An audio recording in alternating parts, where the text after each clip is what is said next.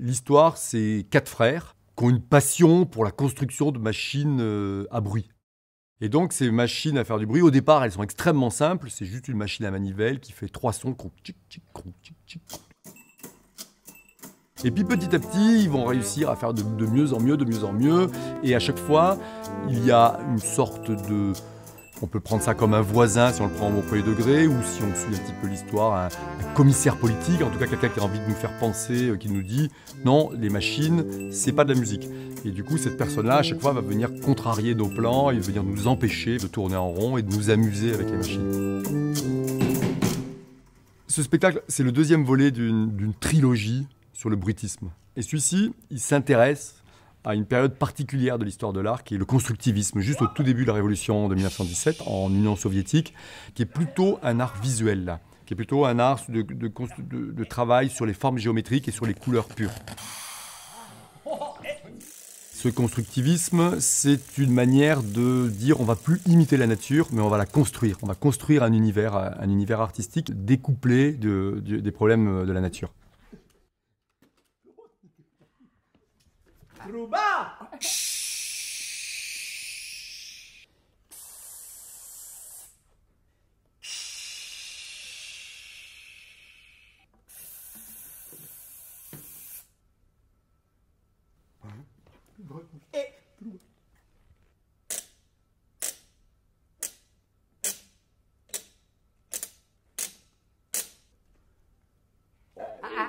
Arkady! Igor!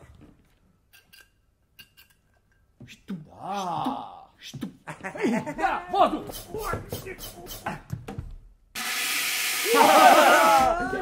Test musica!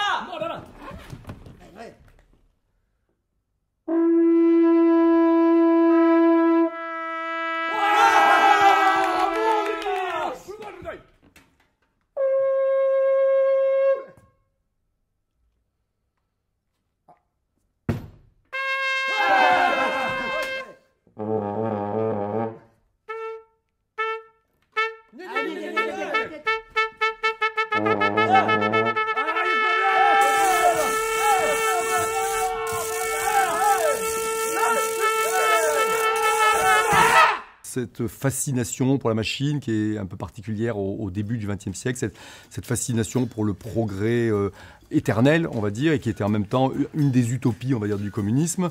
Toutes ces choses-là, elles sont beaucoup retrouvées dans le cinéma soviétique, et notamment dans le cinéma de Dziga Vertov. Et celui qui a rendu ça extrêmement populaire, c'est Charlie Chaplin, avec les temps modernes. Quand on voit Charlot qui rentre dans la grosse machine, dans le spectacle Les Frères Choum, on a des références à ce genre de scène.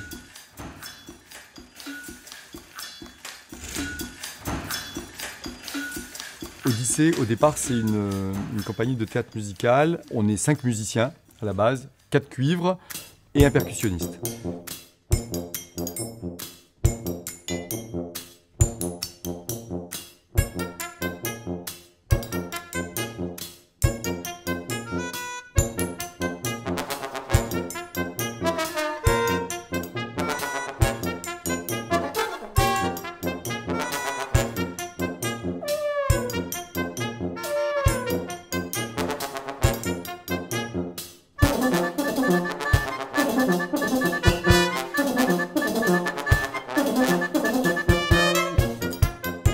La partition musicale, elle est écrite par tranches, en fait, par couches superposées. On a composé, pour la première fois nous-mêmes entièrement, la musique de base, qui est une musique d'origine slave, des thèmes qu'on a inventés, mais qui font penser à plein de chansons style Kalinka, enfin, ce que tout le monde connaît, on va dire, du folklore slave ou du folklore russe. Ça nous permet aussi de mettre tous les cuivres en valeur, parce que c'est notre métier de base, entre guillemets.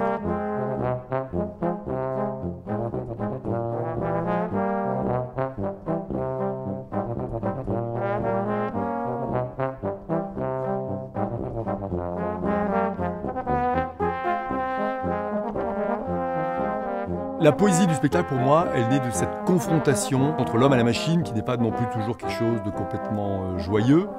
Quand on est confronté à ce genre de choses, on se retrouve face à notre humanité, j'allais dire simple et fragile.